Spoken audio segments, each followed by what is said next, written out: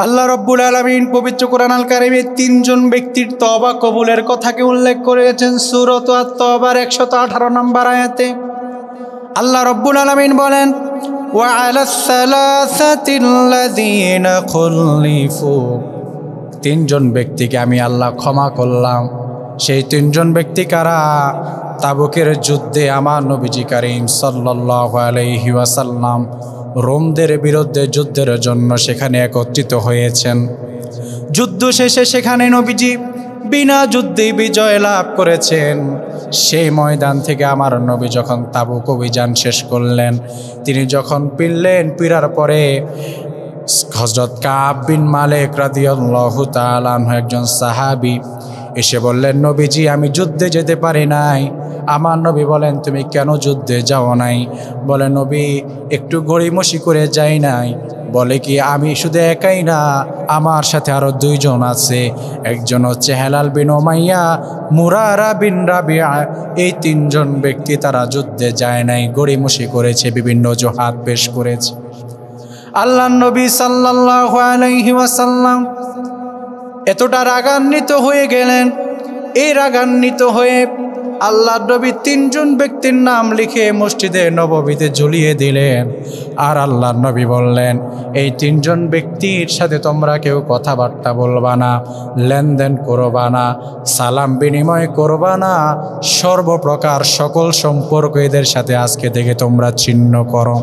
আল্লাহ তাআলা বলছেন, হাত্তা ইযা দাকাত আলাইহিমুল আরদু বিমা রাহুবাত ওয়া দাকাত আলাইহিম আনফুসুহুম ওয়া যান্নু আল্লা মালজা মিনাল্লাহি ইল্লা ইলাইহি সুম্মা তাবা আলাইহিম লিয়াতুবু ইন্নাল্লাহা হুয়াত তাওয়াবুর রহিম। আল্লাহ বলে, এদের জন্য জমিনটা হয়ে গেল সংকীর্ণ যখনই তাদের বিরুদ্ধে আমার নবীজি আদেশ জারি করে দিলেন, এই তিনজনের সাথে সর্বপ্রকার লেনদেন কথাবার্তা নিষিদ্ধ, সর্বপ্রকার রেড অ্যালার্ট জারি হয়ে গেল এই তিনজনের বিরুদ্ধে। আমার প্রিয় ভাইয়েরা, আজকের সমাজের কোনো ইমাম যদি কোনো মুসল্লির বিরুদ্ধে রেড অ্যালার্ট জারি করে যে এই লোকটা হচ্ছে মুনাফিক, এর সাথে কেউ কোনো সম্পর্ক রাখবেন না, তাহলে দেখবেন পরের দিন ওই ইমামের বিরুদ্ধে আন্দোলন করে ওই ইমামকে মসজিদ থেকে খেদানো পর্যন্ত তার কোনো শান্তি নাই। অথচ নবীজি তিনজন ব্যক্তির নাম ঘোষণা করলেন, তাদের নামাজের সমস্যা নাই, কোরআন তেলাওয়াতের সমস্যা নাই, কোনো দিকে নবীজির সুন্নত পালনের সমস্যা নাই, শুধুমাত্র জিহাদ ফি সাবিলিল্লাহতে অংশগ্রহণ না করার কারণে আল্লাহর নবী একটি মাত্র ইবাদত, এতগুলো ইবাদত যার পারফেক্ট, শুধুমাত্র একটি মাত্র আল্লাহর বিধান লঙ্ঘন করার কারণে আল্লাহর নবী এত বড় রেড অ্যালার্ট জারি করে দিলেন। তারা তো চাইলে নবীর বিরুদ্ধে কঠোর হয়ে যেতে পারতেন, কিন্তু আল্লাহ বলেন তারা কঠোর হয় নাই, বরং তারা তাদের ভুলগুলোকে বুঝতে পেরেছে। কেমনিভাবে বুঝলো? কাব বিন মালিক মনটা বড় খারাপ, নবী তার বিরুদ্ধে নোটিশ জারি করে দিয়েছে। তিনি যখন ঘরে ফিরলেন, ঘরে ফিরার পরে দরজার সামনে দাঁড়ালেন।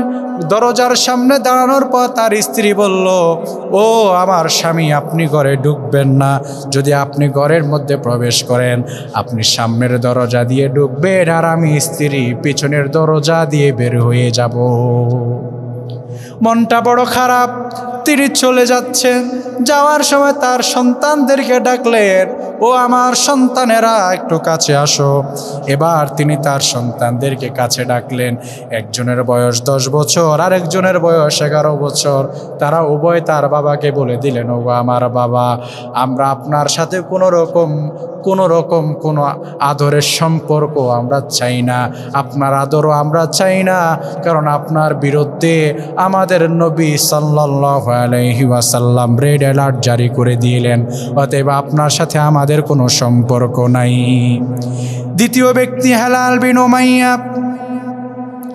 তিনি একজন বৃদ্ধ সাহাবী ছিলেন। কোনো বর্ণনায় পাওয়া যায় 60 ঊর্ধ্ব বয়স, কোনো বর্ণনায় পাওয়া যায় 70 ঊর্ধ্ব বয়স তার। এরকম বয়সের একজন সাহাবী নবী যখন তার বিরুদ্ধে রেড অ্যালার্ট জারি করে দিলেন, নিজের শরীরকে নিজেই মসজিদে নববীর সামনে একটা গাছের সাথে শক্ত করে বাঁধলেন। বেঁধে বেঁধে নিজের কোনো খাবার নাই, কোনো কথা নাই, সাহাবীরা সামনে দিয়ে হেঁটে যায়, মসজিদে নববীতে ঢুকে সালাত আদায় করে, আবার মসজিদ থেকে বের হয়ে যায়। কেউ তাকে সালামও দেয় না, তিনি সালাম দেন, সে সালামের জবাবও লয় না। কারণ নিষেধ হচ্ছে আমার নবীর, কোনো রকম কোনো কথা নাই, বার্তা নাই। এভাবে তারা সেখানে নিজেকে নিজে বাঁধলেন আর নিয়ত করলেন, আল্লাহ যতক্ষণ পর্যন্ত ক্ষমা না করবে ততক্ষণ পর্যন্ত আমি নিজেকে এভাবে শাস্তি দিতে থাকব। 3 নাম্বার ব্যক্তি মুরারা বিন রাবিআ রাদিয়াল্লাহু তাআলা আনহু। তিনি এতটাই ব্যথিত হয়ে গেলেন, তিনি এবার ব্যথিত হয়ে তিনি একটি গুহার ভিতরে গিয়ে আশ্রয় নিলেন। সেখানে গিয়ে আল্লাহর দরবারে কান্নাকাটি করতে লাগলেন, আল্লাহ যতক্ষণ পর্যন্ত ক্ষমা না করবে ততক্ষণ পর্যন্ত আমি গুহা থেকে কখনো সরব না। দেখুন 3 দল ব্যক্তির রাগ, গোসা, তাদের ঈমান স্পৃহা কি। আল্লাহ রাব্বুল আলামিন বলছেন, আমি আল্লাহ তাআলা সুম্মা তাবা আলাইহিম লিয়াতুবু, অতঃপর ওই বান্দাদের সেই তওবাকে আমি রব্বুল আলামিন কবুল করলাম, তাদের কান্নাকাটিকে আমি রব্বুল আলামিন কবুল করলাম। কবুল করে তাদেরকে আবার আমি আমার পেয়ারা বান্দাদের কাতারে তাদেরকে নিয়ে নিলাম।